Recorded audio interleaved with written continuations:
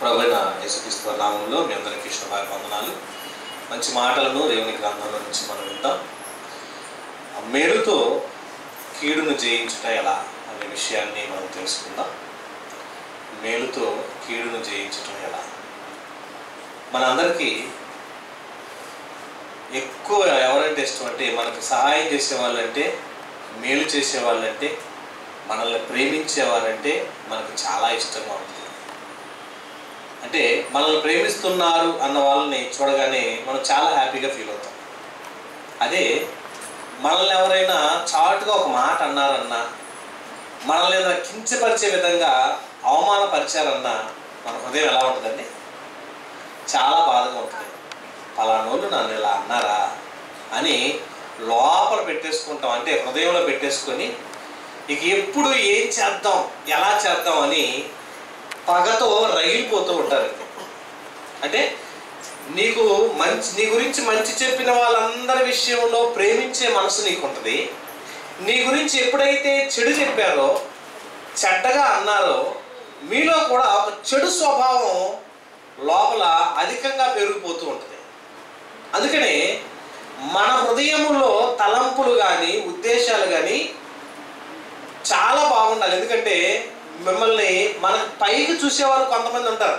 చాలామంది పైకి అక్క వందనాలు, అన్న వందనాలు అని కనపడుతూ మాట్లాడుతుంటారు. కానీ లోపల వాళ్ళు అలంగానే వీళ్ళు అలా, వీళ్ళు ఎలా అని లోపల ఉన్న అంతరంగంలో ఉన్నటువంటి విషయాలన్నీ బయటపడతా ఉంటాయి. కానీ హృదయాలను పరిశోధించే వాళ్ళు ఎవడు? దేవుడు. నీ హృదయంలో ఏ విషయం ఉందో చక్కగా పరిశీలిస్తాడు. ఆయనకు తెలియని అంతరంగం ఏముందో చెప్పండి. ఆయనకు అన్నీ తెలుసు. అయితే అన్నీ ఎరిగిన ఆయన విషయంలో ఆయనే నీకు కొన్ని మేలుకరమైన సంగతులు చెప్పడానికి ప్రయత్నం చేస్తున్నాడు. నీకు మేలు జరగటానికి కీడు చేసిన వాడిని నువ్వు ఎలా జయించాలి? చాలామంది అంటారు కదండి, పూర్వకాలం నుంచి ఒక మాట అనేవాళ్ళు, ముళ్ళుతోనే తీయాలి, ఇంకా వజ్రాన్ని వజ్రంతోనే కొయ్యాలంటారు, ఇంకా కీడుతోనే జయించాలి అంటుంటారు. అంటే కీడు చేసిన వాడికి కీడుతోనే జయించాలి. పగకు పగ అంటారు, రక్తానికి రక్తం అంటారు, ప్రాణానికి ప్రాణం అంటారు. చూసారండి, ఇవన్నీ చాలా విషయాల్లో అందరిలో కొంత వాళ్ళ హృదయంలో గూడు కట్టుకుపోయి ఉంటుంది. కానీ దేవుడు అంటున్నాడు, కీడు చేసిన వాడికి నువ్వు మేలు చేసి ఘనంగా వాడిని జయించు అంటున్నాడు. కీడు చేస్తే మేలేలా చేస్తామండి? నిన్ను బాగా తిట్టిన వాడు నీ ఇంటి ముందుకు వచ్చాడు అనుకోండి, అప్పుడు నీకు రాకపోయిన తిట్లు ప్రారంభిస్తావు. కుక్క మీదో, ఆ చుట్టుపక్కల ఉన్న ఏ పక్షి మీదో, జంతువు మీదో పెట్టి నువ్వు రకరకాల మాటలు అంటుంటావు. అంటున్నప్పుడు ఎలా ఉంటుంది? వినేవాడికి కానీ చూసేవాడికి కానీ అర్థమైపోద్ది, వీళ్ళు ఇంటి ముందుకు వచ్చామని మనల్ని ఎలా అంటున్నారు అని వాడు మనసులో పెట్టుకుంటాడు. లేదా ఉత్తిపుణ్యంగా నోట్లో ఏమి లేకపోయినా 4-5 సార్లు ఉయ్యటం మొదలు పెడతారండి. అంటే అర్థమైంది, నోట్లో ఏదో పడిపోయినట్టు, ఏదో లోపల ఉండిపోయి గొంతుకు అడ్డం పడ్డట్టు ఆ మనిషిని చూసి ఊస్తూ ఉండగానే వాళ్ళకి అర్థమైపోద్ది ఆటోమేటిక్గా సంభాషణ. నన్నే చూస్తే ఇన్నిసార్లు లెక్కేసుకుంటాడు, 5 సార్లు ఊసారు, 6 సార్లు ఊసారు కిందని. వాళ్ళ ముఖం మీద ఊసినట్టుగానే ఫీల్ అవుతారు వాళ్ళు. అంటే వీళ్ళ స్వభావాలన్నీ కూడా లోపల పెరిగిపోతూ ఉంటాయి. అంతరంగం అంతా కూడా కుళ్ళిపోయి ఉంటుంది, పైకి మాత్రం చాలా బాగుంటుంటారు. కానీ దేవుడు చెప్పే ప్రతి మాట మనం మనసు పెట్టి వింటే ఎంత బాగా అర్థమవుతుందండి. చూడండి ఒకసారి బైబిల్లో దేవుడు, ఎందుకంటే పాత నిబంధన అంతటిలో జరిగిన విషయాలు కొన్ని, క్రొత్త నిబంధనలో చెప్పే కొన్ని సంగతులు మనం చూస్తే దేవుడు మొదటి నుంచి ఒకే విధంగా ఉన్నాడు. కానీ ధర్మశాస్త్రాన్ని ఫాలో అయ్యే వాళ్ళు ఏమంటారు తెలుసండి? కంటికి కన్ను అన్నాడు, పంటికి పన్ను అన్నాడు కదండి అని మనం అనుకుంటూ ఉంటాం. కానీ వాటిల్లో నుంచి ఒక విధానాన్ని మొదటి నుంచి అలవాటు చేసుకొచ్చాడు దేవుడు. శాస్త్రుల నీతి కంటే, పరిసయ్యుల నీతి కంటే, మీరు యేసు ప్రభువుని నమ్మారు కదా, మీ నీతి ఎలా ఉండాలంట? అధికంగా ఉండాలి, గొప్పగా ఉండాలి. అది గొప్పగా ఉండాలంటే ఏం చేయాలి? చూద్దాం. రోమపత్రిక 12వ అధ్యాయాన్ని ఒకసారి మనం పరిశీలన చేద్దాం. రోమిలికి రాసిన పత్రిక 12వ అధ్యాయము 21వ వచనం చూడండి. ఏమంటున్నాడండి? కీడు వలన జయింపబడక ఏం చెప్తున్నాడండి? మేలు చేత కీడుని మీరు జయించాలంటండి. అంటే కీడు చేసి అవమానపరిచిన వాడిని ఎలాగైనా అవమానపరిచి నేను నా అంతరంగంలో ఉన్న బరువును దించుకున్నాను అంటారు కొంతమంది. మరి కొంతమంది తెలుసండి బాప్తిసం పొందేటప్పుడు కూడా అండి ఒక ఆయన నాకు ఈ కుడి చేయి బాప్తిసం ఇవ్వద్దండి అన్నాడు. ఇదేంటి ఆయన కుడి చేయి బాప్తిసం ఎందుకు వద్దంటే ఇంతవరకు మొత్తం ముంచండి, కుడి చేయి ఒకదాన్ని వదిలేయండి, ఒక నరకాల్సి ఉంది, వాడిని నరికిన తర్వాత దీన్ని ముంచుదాం అన్నాడు అంట. అంటే వాడు మనసు అంతా ఏముంది, ఎవడి మీదో పగ ఉంది, పగ అంతా మనసులో ఉంది. చేతి పట్టికి బాప్తిసం వద్దంట, చేతి పట్టికి వదిలేసాను మిగతా వదిలేదంట. ఈ చేతితో వాడిని నరికిన తర్వాత దీన్ని ముంచుతాను అన్నాడు. అంటే ఎలా ఉండాలి, కీడుకి నువ్వు మళ్ళీ ఏం చేయబోతున్నావు, కీడు చేయొద్దు. ప్రతి కీడు చేస్తే ఏమవుతుంది, అది దేవుడు మెచ్చడంటాడు. దేవుడు మెచ్చక దేవుడు ఏమంటున్నాడంటే మీరు కీడు వల్ల జయించొద్దు, కీడు చేసిన వాడికి ఏం చేయాలి, మీరు మేలు చేస్తే జయించిన వాళ్ళు అవుతారు. మేలుతో ఎలా జయించాలి, మన ప్రాణం తీసేసాడు మన వ్యక్తిని, అలాంటి వాడిని తీసుకొచ్చి మన ఇంట్లో భోజనం పెట్టమంటారా? అలాంటి వాడిని మనం ప్రేమించాలా? మన సహోదరుదో, మన కుమారుడిదో, మన కుమార్తెదో, మన ఇంట్లో ఏ వ్యక్తితో ప్రాణం తీసినంతటి వాడిని మనం ఎలా ప్రేమిస్తామండి అని చాలామంది ప్రాణానికి మనం ప్రాణం అని అంటూనే ఉంటారండి. అంటే ఈ ప్రాణానికి బదులు ప్రాణం తీస్తే కానీ నా పగ చల్లారదు అని అనుకుంటాం మనం. కానీ దేవుడు అయితేనండి ఒక మంచి విషయాన్ని అలవాటు చేస్తున్నాడు. నువ్వు మేలు చేస్తే నీకు ఆశీర్వాదం వస్తుంది. అదేంటంటే కీడు చేసిన వ్యక్తిని నువ్వు మళ్ళా కీడు చేయక, నిన్ను అవమానపరిచాడు, నిన్ను ఇబ్బంది పెట్టాడు, నిన్ను అసూయపరిచాడు, లేదా నిన్ను ద్వేషంతో, పగతో, కక్షతో నిన్ను అవమానకరంగా నిందించాడు. నిందించిన వ్యక్తికి నువ్వేం చేయాలి, మరలా ఎలా నిందలు వేయాలని ఆలోచించొద్దు. నువ్వు ఆశీర్వదించబడాలంటే ఈ చిట్కా పాటించంటున్నాడండి దేవుడు. ఏమంటున్నాడంటే పేతురు రాసిన మొదటి పత్రిక ఒకసారి మీరు చూసినట్లయితే 3వ అధ్యాయము చూడండి అందరూ. పేతురు రాసిన మొదటి పత్రిక 3వ అధ్యాయము 9వ వచనంలో ఒక మంచి మాట అంటున్నాడు. మనం అందరి గురించి దేవుడు అంటున్నాడు, ఆశీర్వాదాలకు వారసులగుటకు. ఎందుకు పిలిచారంటాడు మనల్ని? ఆశీర్వాదాలకు వారసులు. ఒకప్పుడు వారసులు అంటే ఇంటికి వారసులు, ఆస్తులకు వారసులు, పుట్టుకతో వారసులుగా గొప్పగా చెప్పుకుంటాం మనం. మా ఇంట్లో పుట్టాడండి మా వారసుడు అని చెప్పుకుంటాం. దేవుడు ఏం చెప్తున్నాడు, అసలు మీరు ఆశీర్వాదాలకే వారసులు, ఆశీర్వాదాలకు వారసులా. చూడండి ఎంత మంచి మాట. భూమి మీద ఆశీర్వాదాలు అబ్రహామును ఆశీర్వదించాడు, ఇస్సాకును ఆశీర్వదించాడు, యాకోబును ఆశీర్వదించాడు. ఈ లోక సంబంధం ఎన్నో ఆశీర్వాదాలు దేవుడు ఇచ్చాడు. కానీ ఇప్పుడు పర సంబంధమైన ఆశీర్వాదాలు కలగటానికి పిలువబడ్డం అంటండి మనం, ఆశీర్వదించడానికి. ఆశీర్వాదాలకు వారసులగుటకు పిలువబడిన మీరు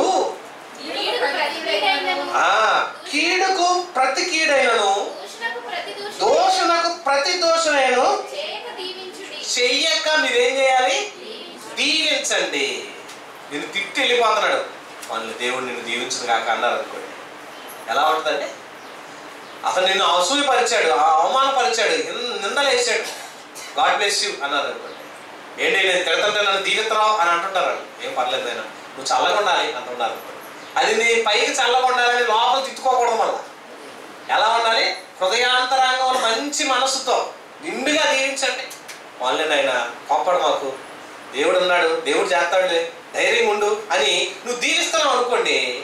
నువ్వు దీవించడం ఎప్పుడైతే చేస్తావో, ఎప్పుడైతే ఆ దీవెన విధంగా ఉంటావో నీ మనసు ఉంటుంది. అంటే దేవుని స్థాయికి ఎదగాలి. ఒక వ్యక్తి దూషించినా మనం ఎదురు దూషించగా ప్రేమించే మనసు ఉందంటే నువ్వు ఎవరితో సమానం అవుతావు తెలుసా? దైవంతో సమానం అయిపోతావు. దైవ స్థాయికి ఎదిగితే తప్ప అలాంటి పని చేయలేదండి. దేవుని స్థాయికి వెళ్ళి ఆ మాటలు అనగలిగే స్థితి వచ్చిందంటే దైవపు లక్షణాలు, దైవపు గుణలక్షణాలు నీలోకి వచ్చేసినట్టు.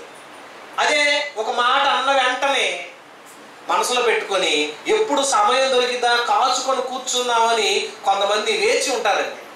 సమయం కోసం వేచి ఉంటారు.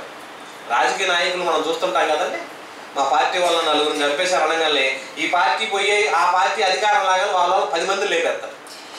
ఇదేంటంటే మన వాళ్ళని అప్పుడు లేపేశారు కదండి, ఇప్పుడు మనం వాళ్ళని లేపారు. నాయకులు బాగానే ఉంటారు, మిగతా వాళ్ళందరూ లేపేస్తుంటారు. కానీ దేవుడు అంటున్నాడు, యేసుక్రీస్తు వారి యొక్క బోధలో కానీ ఆలోచనలో కానీ ఈ విధానాన్ని అవలంబిస్తే ఎంత మేలంటే ఎంత చక్కగా చెప్తున్నాడంటే అంటున్నాడు. చూడండి, ఆశీర్వాదములకు వారసులగుటకు మీరు పిలవబడితే కానీ కీడు చేసిన ప్రతి మనిషిని గుర్తు పెట్టుకొని పలానా వాడు పగస్తుడు పలానా. అప్పుడప్పుడు అంటారు అత్తగారింటికి కొత్తగా కోడలు రాగానే కోడలతో అత్త చెప్తుంటుంది ఆ పక్కింటి ఆమెతో మాట్లాడమా, ఈ ఎదురింటి ఆమెతో మనతో మాట్లాడమా, ఇగో ఈ పక్కన ఉందే ఇంటికి వెళ్ళి కూర్చో ఏం కాదు, ఏం మన మనిషి. అలాంతా మన శత్రువులు. కొత్తగా వచ్చిన వాళ్ళకి పరిచయం చేస్తుంటారండి, పలానా శత్రువు పలానాయన శత్రువు పలానోళ్ళు అని. ఎందుకు? వాళ్ళకి తెలియకపోయినా ముందే మన శత్రువులుగా చెప్తుంటాం, వీళ్ళు శత్రువులు వాళ్ళ శత్రువులు అని. ఎందుకు? నీకు శత్రువు అయి ఉన్నారని మీ ఇంట్లో ఉన్న వాళ్ళు కూడా అలేమవ్వాలి, శత్రువు అవ్వాలి. అప్పటిదాకా పిల్లలు ఇంట్లో బాగానే ఉండి పెద్దలు అరుచుకుంటే పిల్లలు కూడా వాళ్ళ ఇంటికి పోరండి. నేను వాళ్ళ ఇంటికి పోయి చంపేస్తానంటారు. ఏంటి? వాళ్ళు మన నాన్న అరుచుకున్నారు కనుక ఇద్దరు పెద్దలు అరుచుకున్నప్పుడు పిల్లలు కూడా రానివ్వరు పోనేవారు. పిల్లలు వెళ్ళినా కూడా వద్దంటారు. ఇది స్కూల్లో ఏంటరా మా ఇంటికి రావట్లేదు, మా అమ్మ వద్దంతరా రావద్దాం, మా నాన్న వద్దన్నాడు రావద్దన్నాడు. ఎందుకు? పగ పెరిగిపోయింది, అసూయ పెరిగిపోయింది, ద్వేషం పెరిగిపోయింది, కక్ష పెంచేసుకోవాలి. ఇప్పటిదాకా ఉన్నటువంటి ప్రేమ కాస్త ఏమైంది? పగగా మారిపోయింది. కానీ దేవుడు ఏమంటున్నాడు? ఈ పగలు అసూయలు ద్వేషాలు అన్ని మీరు పెంచుకోవద్దు. మిమ్మల్ని ద్వేషించిన వాడిని మళ్ళా ద్వేషించడం కానీ దూషించిన వాడికి మళ్ళా దూషణ కానీ మీరు చేయకండి.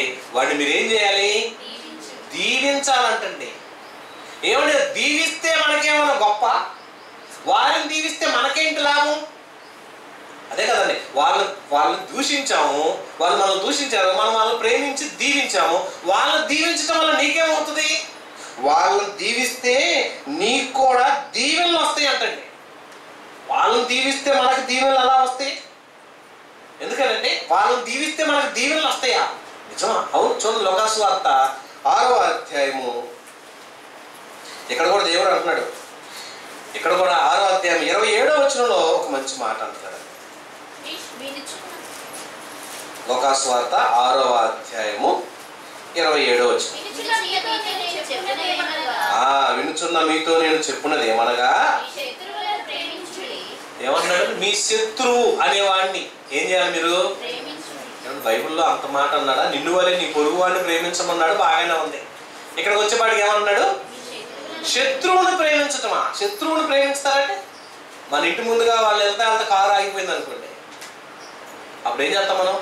అయ్యో కారు అయిపోయింది, ఎవడో వాడు చూడండి అని అంటాం. పలానా శత్రువు, వాడి శత్రువు కారు ఇక్కడ ఆగిపోయిందా, సరే ఏం చేద్దాం, ఎలాగా అని గొడవ చేద్దామా అని వస్తుంటారు. కానీ వాళ్ళు ఏం చేయాలి? వాళ్ళకి ఏ ఆటంకం పోయిందో నువ్వు వెళ్ళి ప్రేమించు. వాటర్ అయిపోయినాయా, మరి రేడియేటర్లో నీళ్ళు ఎక్కువ, మరి బాయిల్ అయిపోయి హీట్ ఎక్కువ ఆగిపోయిందా, వాటర్ తీసుకెళ్ళి వాళ్ళు కూర్చోబెట్టు, వాళ్ళకి మంచిగా మర్యాదలు చెయ్యి. ఇలా చేస్తే ఏమన్నాడు? ప్రేమించడం అన్నాడు. అయితే ఏమన్నాడు? నీ శత్రువులను ప్రేమించండి,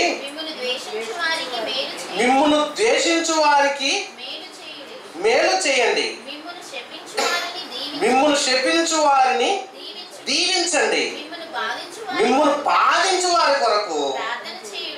ఇన్ని కార్యక్రమాలు చెప్తున్నాడు. ఏంటంటే ఎక్కడా కూడా పగ పెంచుకోవడం కానీ, అసూయ పెంచుకోవడం కానీ, ద్వేషం కానీ, కక్ష కానీ వాళ్ళ మీద ఏమి పెట్టుకోవద్దు అంటున్నాడు. ఎందుకు ఈ మాట చెప్తున్నాడు?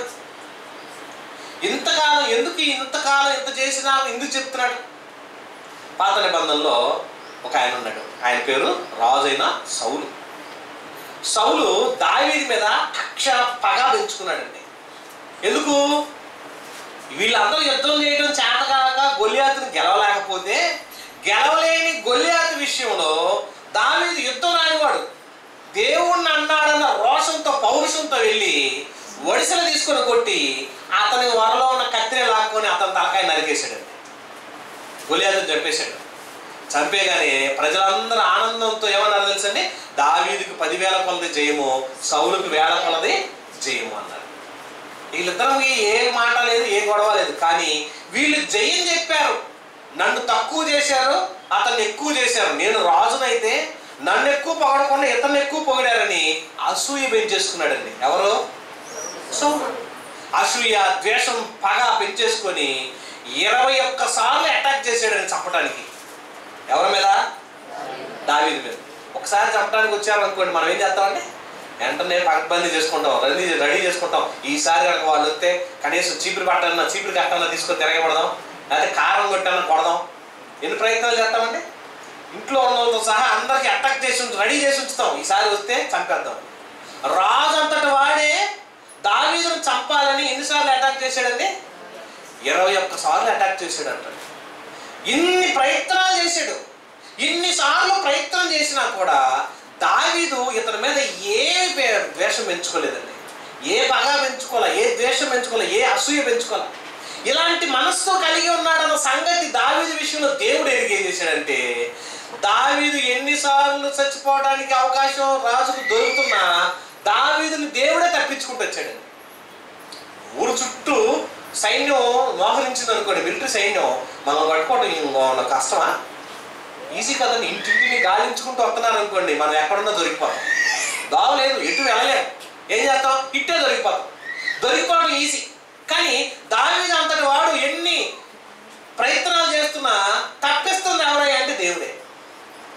అతను తప్పించుకోవాలని ఎన్ని ప్లాన్లు చేయాలనుకున్నా ఇతని వల్ల కావట్లేదు. కానీ రాజు అంతటి వాడు చంపడానికి టార్గెట్ పెట్టి సైన్యాన్ని పంపించి, వేగుల వారిని పంపించి దావీదు ఎక్కడున్నాడో కనుక్కోమంటున్నప్పుడు 21 సార్లు తప్పించాడండి దేవుడు. ఒక్కసారి దావీదుకి సౌలు దొరికాడు. దావీదుకి సౌలు దొరికితే శత్రువు రెడీగా ఉన్నాడు, శత్రువు ముందున్నాడు, పొడిస్తే చచ్చిపోతాడు. శత్రువుకి దావీదుకి సౌలు దావీదుకి సౌలు కనపడతారు కానీ సౌలుకి దావీదు కనపడతలా. దావీదుకి తెలిసిపోయింది ఇక్కడ సౌలు ఉన్నాడు, నేను చంపేయచ్చు, అవకాశం ఉంది, చంపాలి. చంపేస్తే చచ్చిపోతాడు.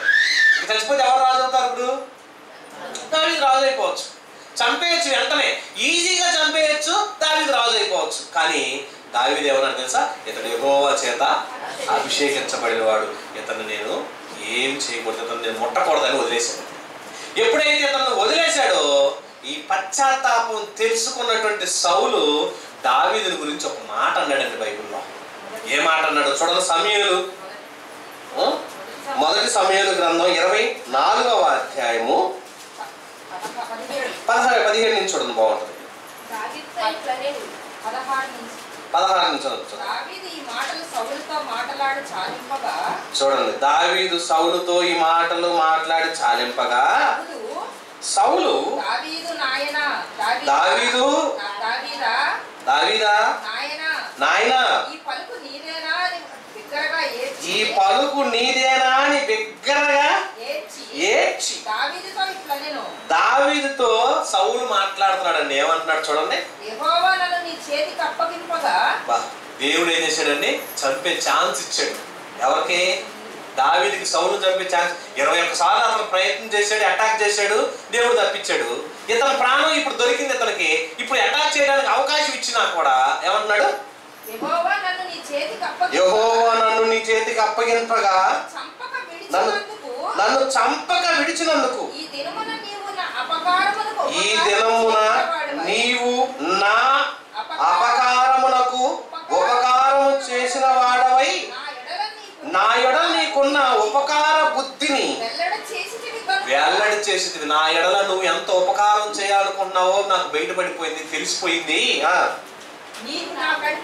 నీవు నాకంటే ఇప్పుడు ఏమన్నాడండి? ఏమన్నాడండి? నువ్వు నాకంటే నీతి పరుడు. నీతి అధికం అవ్వాలంటే ఏం చేయాలి? నువ్వు కీడుకు ప్రతి కీడు చేస్తే నువ్వు నీతి పరుడు అవ్వవు. అందుకే దేవుడు చెప్పుకుంటూ వచ్చాడు, నిన్ను అవమానపరిచిన వాడిని అవమానపరచుకో, నిన్ను ద్వేషించిన వాడిని ద్వేషించుకో, నిన్ను కక్ష కట్టిన వాడిని కక్ష కట్టమాకు. వాడు చేసింది నువ్వు చేస్తే వాడికి నీకు సమానమే కదా. నీ నీతి అధికం అవ్వాలి. శాస్త్రుల నీతి కంటే, పరిసయ్యుల నీతి కంటే నీ నీతి అధికం అవ్వాలంటే వాళ్ళ స్థాయిని దాటి నువ్వు ఎదగాలి. అందుకని దావీదును అంటున్నాడు, నీవు నీతి పరుడవు,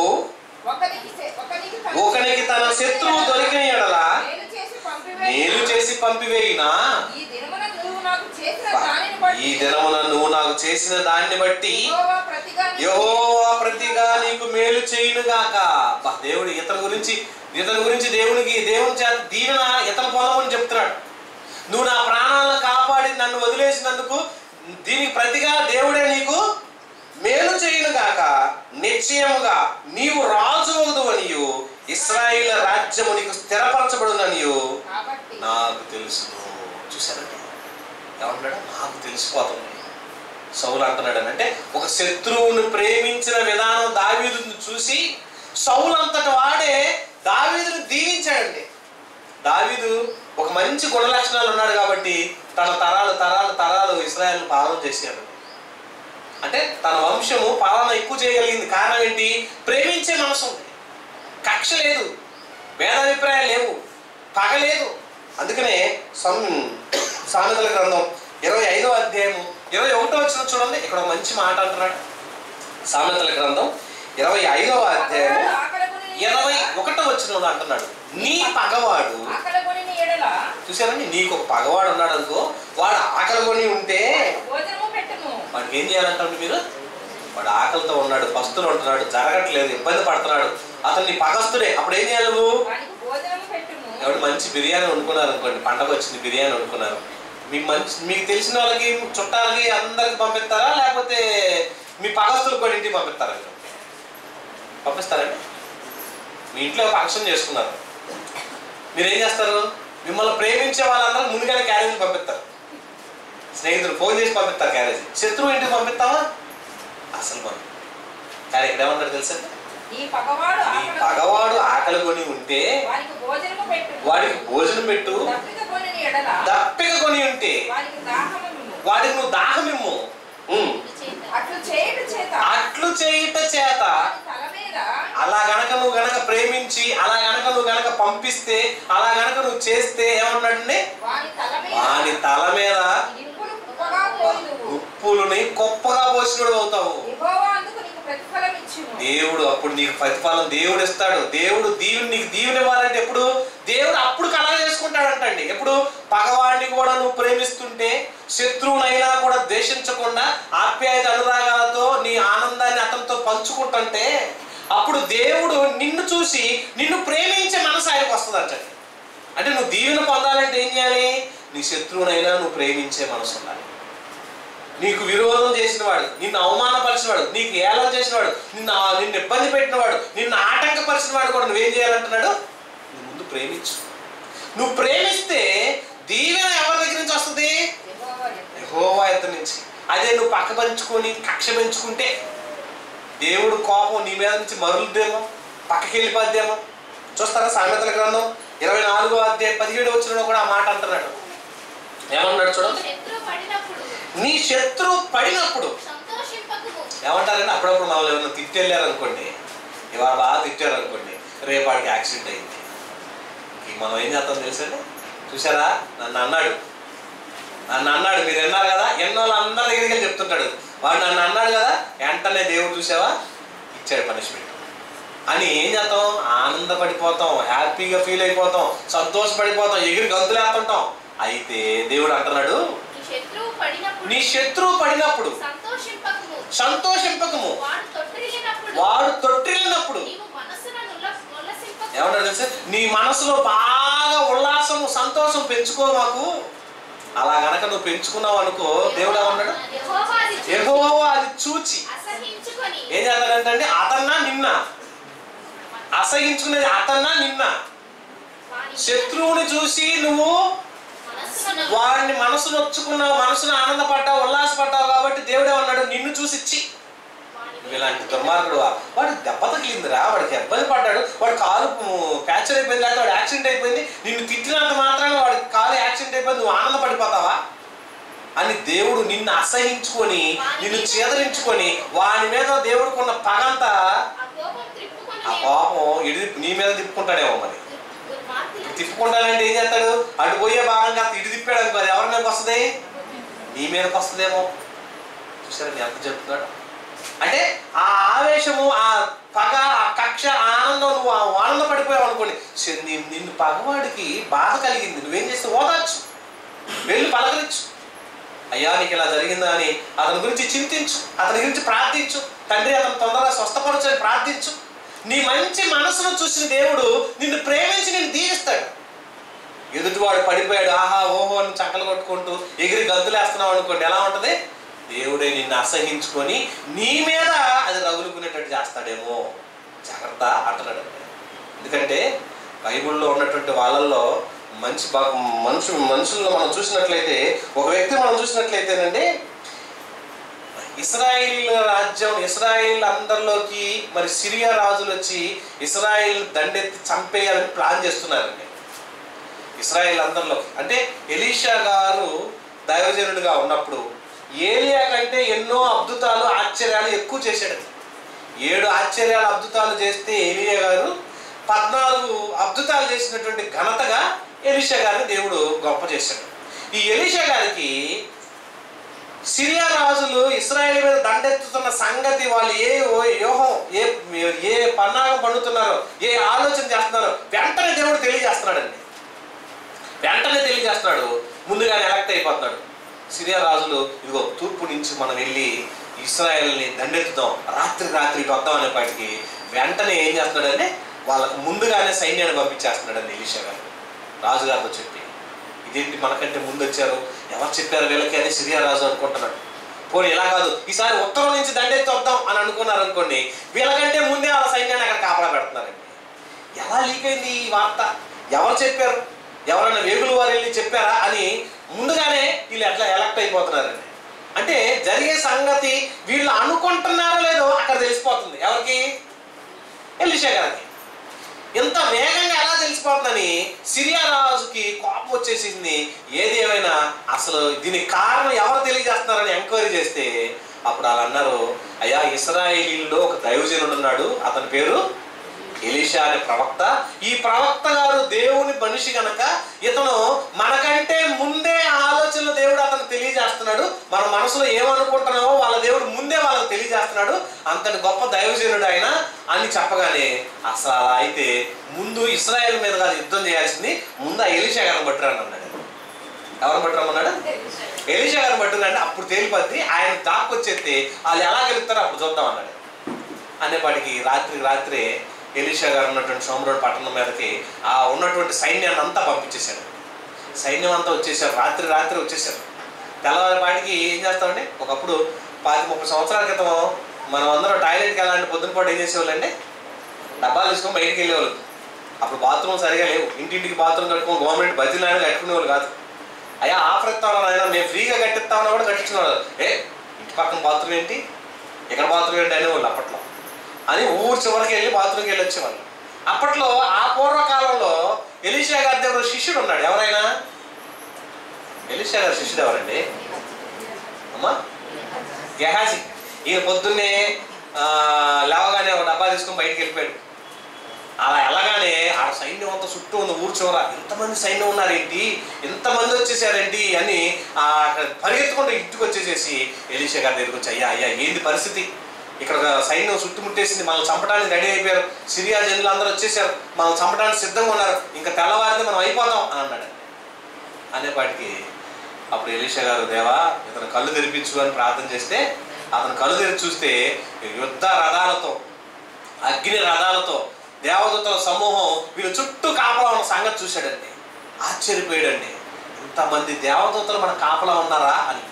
నిజంగా అండి, దేవుడు నమ్మిన వాళ్లకు దేవుడు ఎన్ని ప్రమాదాలు తప్పించాడని, ఇంతే తప్పిందండి ప్రమాదం అనుకుంటారు, కానీ మిమ్మల్ని తప్పించింది ఎవరు? అక్కడ దేవదూతలు. దేవుడు పంపించి ఆ దేవదూతలు కాపలా పెట్టి మిమ్మల్ని కాపాడుతున్నాడు.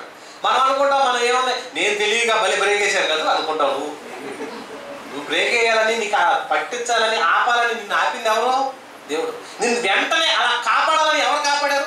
ఎదుటో డైరెక్ట్గా వచ్చేసి గుద్దేటాయని వాడు సడన్గా బ్రేక్ పడిపోయాడు. బ్రేక్ వేసాడు, నేను భలే తప్పుకున్నాను అనుకుంటాను. నేను తప్పించింది దేవుడు అండి. అలా తప్పిస్తున్నది దేవుడు అన్న సంగతి మనకు తెలియకుండానే ఎన్నో ప్రమాదాలు దేవుడు తప్పించాడు. ఈ ఎలీషా గారు వెంటనే ఈ గెహాజీని తీసుకొని అక్కడ ఉన్న పరిస్థితిని ఏంటి అని అనుకున్నప్పుడు తెల్లవారిపాటికి వాళ్ళందరూ లోపలికి వచ్చేసారు. అప్పుడు ఎలీషా గారు ప్రార్థన చేశాడు, దేవా మరి ఈ పరిస్థితి ఏంటంటే అందరూ గుడ్డోలు అయిపోయారు. ఏమైపోయారండి? అందరికి అంధత్వం వచ్చేసింది, అందరు కళ్ళు కనపడతలా, అందరూ ఎదుటి వాళ్ళు అందరూ అలిగినట్టుగా అందరూ ఒకలా కనపడుతున్నారు. కళ్ళజోడు లేదా కొంతమందికి అక్షరాలు ఏం కనపడవు. ఈ అక్షరం ఆ అనేది తా అనేది తెలియదు, దూరంగా పెట్టి చూస్తుంటారు, దగ్గర పెట్టి ఎటు చూసినా అలిగినట్టే ఉంటుంది. ఇక అందరు మనుషులు మగవాళ్ళలాగా ఆడవాళ్ళగా కనపడుతున్నారు తప్ప అసలు ఎవరు ఎలీషా గారో ఎవరు గెహాజీ గారు కనపడతలేదు, అర్థం కావట్లా. అందరికి అంధత్వం వచ్చేసింది. ఏం చేయాలి అనగానే వెంటనే రాజుగారు కబురు తెలిసింది. రాజుగారు రాని వచ్చాడు. ఆహా దొరికారు మనకి ఛాన్సు, మొత్తాన్ని ఓచుకొచ్చి చంపేద్దాం అన్నాడండి. అప్పుడు గెహాజీ ఎలీషా గారు అన్నాడు, చంపొద్దయ్యా, ఇలా మంచి భోజనం పెట్టి అన్నాడు. ఇదేందయ్యా, దొరక శత్రువులు అందరూ మన ఇంటికి వచ్చి, మన ఇంటి ముందు దొరికితే శత్రువు ఎక్కడో పారిపోయి మన ఇంటికి వచ్చి దాక్కున్నాడు అనుకోండి, ఏం చేస్తాం? భలే దొరికాడు ఆయన చుట్టూ పట్టుకుని తలకాయ కోసేస్తారు. దొరికింది ఛాన్స్ అని చంపేసే టైంలో వీళ్ళు ఏం చేశారు, చంపకుండా ఏం చేశారు తెలుసండి, ఆ చంపాల్సిన టైంలో మంచి వెరైటీ భోజనాలన్నీ ఉండారండి. అప్పుడప్పుడు కొన్ని పెళ్ళిళ్ళు పెడతారండి కొంతమంది, గొప్పల కోసం ఏం చేస్తారు తెలుసండి, లెక్కలేనండి స్వీట్లు పెడతారు. ఇస్తరాలు నిండిపోతా ఉంటుంది, తినడానికి మనకి ఏం తినాలా మైండ్ పనిచేది. హల్వా తినాలా, ఈ బిర్యానీ తినాలా, ఈ చపాతీ తినాలా, ఇందులో నంచుకోవడానికి కుర్మా వేసారు ఇదే తినాలా, లేకపోతే ఈ అప్పడాలు తినాలా, ఒడియాలు ఎన్ని వెరైటీలు, అప్పడాల్లో ఎన్ని వెరైటీలు ఉంటాయి అన్ని, ఒడియాలు ఎన్ని వెరైటీలు ఉంటాయి అన్ని, మరి చివరికి స్వీట్లు ఎన్ని రకాలు ఉంటాయి అన్ని, హాట్లు ఎన్ని రకాలు ఉంటాయి అన్ని, ఎన్ని పెడుతున్నారో అలా పెట్టారనుకోండి తెల్లాగా అవన్నీ చూసి కడుపు నిండిపోయి లేచి వస్తాం. వీళ్ళకు కూడా అండి విస్తారమైన భోజనాలు ఉండారండి. చూడండి రాజులు 2వ గ్రంథం ఎంత బాగా దేవుడు ఆ మాట రాయించాడు. చూడండి రాజులు 2వ గ్రంథం 6వ అధ్యాయము 23వ వచనాన్ని మీరు చూసినట్లయితే,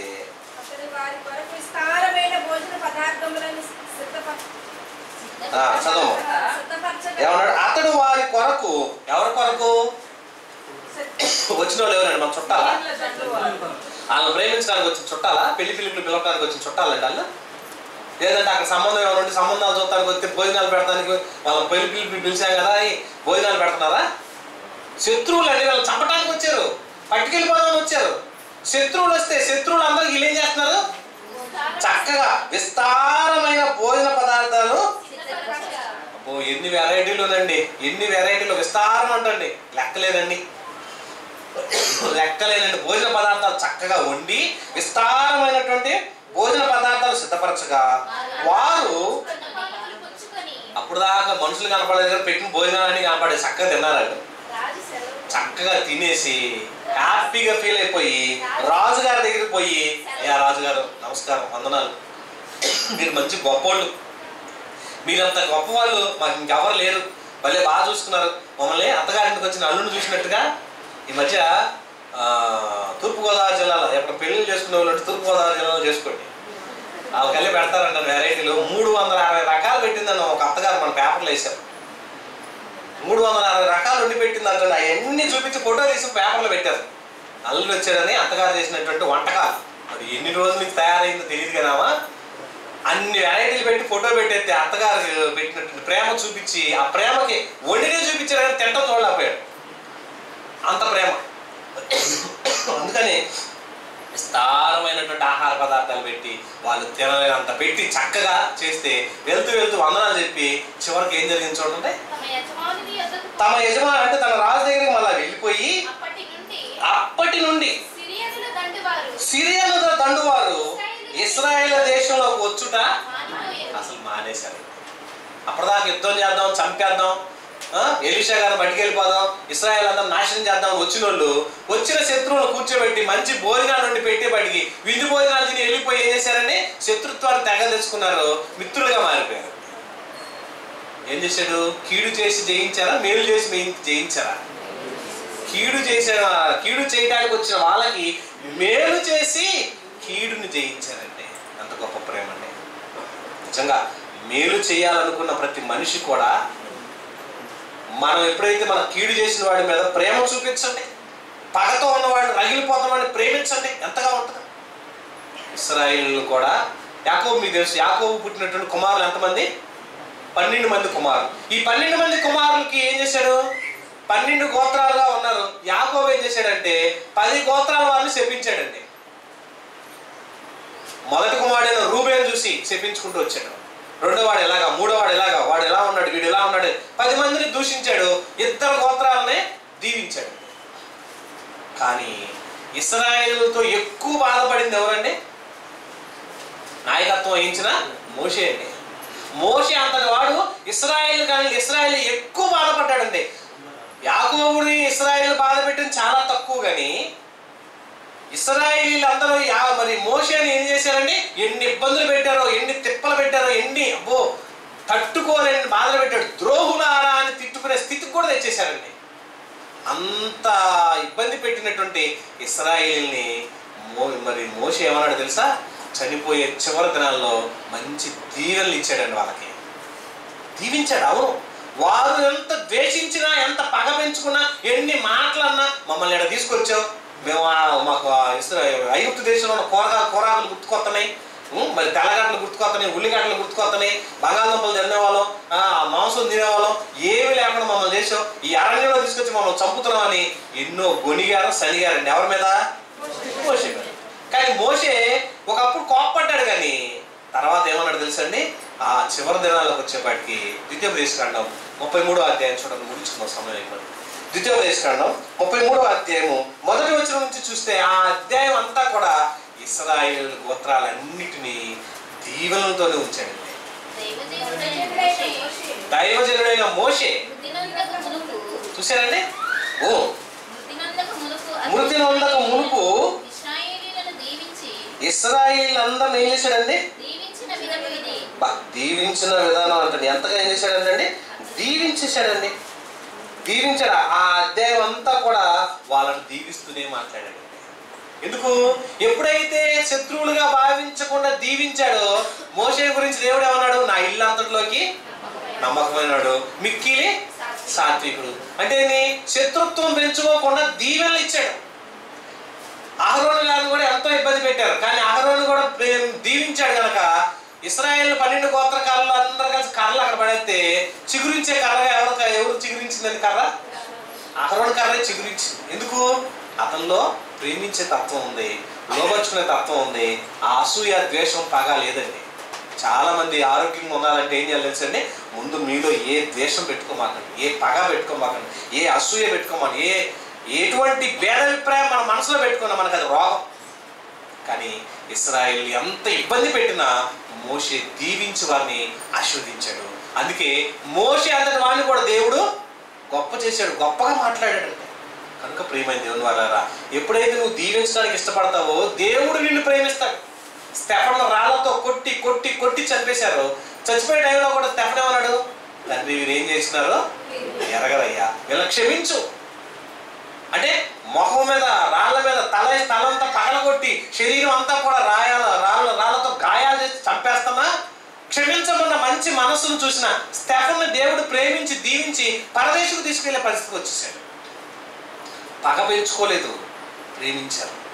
యేసుక్రీస్తు అంతటా ఆయన కూడా ఏమన్నాడు? తండ్రి వీరేం చేయించున్నారో మీరు ఎరగరు, క్షమించు. ఆ ప్రేమ తత్వాన్ని అలవాటు చేసుకుంటే మేలు చేయాలంటే, కీడుని జయించాలంటే నువ్వేం చేయాలి? దానికి బాణం విరుగుడు, రంపానికి కత్తికి కత్తి, పన్నుకు పన్ను, రక్తానికి రక్తం కాదు. కీడుకి ఏం చేయాలి? మేలు చేయి.